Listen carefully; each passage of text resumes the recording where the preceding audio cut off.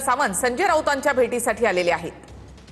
तर 11 वाजता संसदीय दलाची बैठक पार पडणार आहे आणि त्याआधी आमचे प्रतिनिधी दिनेश दुखंडे यांच्याकडे। दिनेशजी, आता अरविंद सामंत हे संजय राऊतांच्या भेटीसाठी पोहोचले।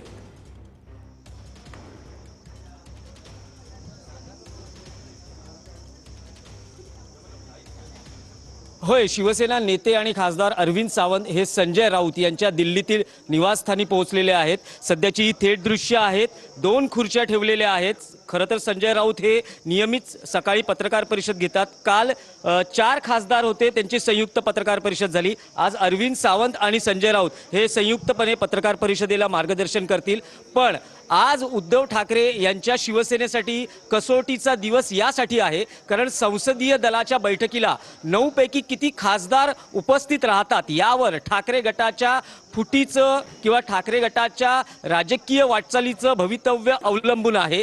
असं कळतं आहे की ऑपरेशन टायगर हे पूर्ण करूनच उपमुख्यमंत्री एकनाथ शिंदे हे दिल्लीतून मुंबईला रवाना झाले। काल सायंकाळी ते दिल्लीतून मुंबईत पोहोचले, पण आता सगळी जबाबदारी त्यांचे चिरंजीव आणि खासदार डॉक्टर श्रीकांत शिंदे यांच्यावर आहे। जी खात्रीलायक सूत्रांची माहिती आहे, ऑपरेशन टायगर पूर्ण झालेलं आहे, पण कायदेशीर बाबींची तपासणी होते। कारण आज संसदीय दलाच्या उद्धव ठाकरेंच्या पक्षाच्या बैठकीनंतर हे जे ऑपरेशन टायगर आहे ते कुठे कायद्याच्या कचाट्यात अडकू नये या बाबतीतली खातरजमा करून घेतली जाते। विधिज्ञांकडून सल्ला घेतला जातो आहे। उद्या शिवसेनेचा वर्धापन दिन आहे, 60वा वर्धापन दिन असताना दोन्ही ठाकरेंची कसोटी आहे की एका बाजूला ऑपरेशन टायगर सक्सेस झालं का आणि दुसऱ्या बाजूला ठाकरेंना बंड शमवणं शक्य झालं का।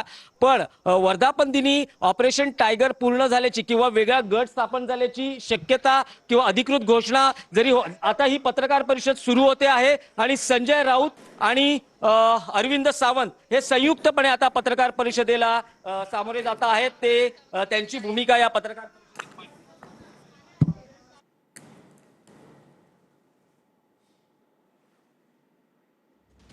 संसदीय समितीच्या बैठकीच्या आधी संजय राऊत आणि अरविंद सावंत यांची ही पत्रकार परिषद। 2 खासदारांच्या सह्या त्या पत्रावर नाहीत असा दावा या ठिकाणी करण्यात आलेला होता, अशी सूत्रांची करायला लागली आहे।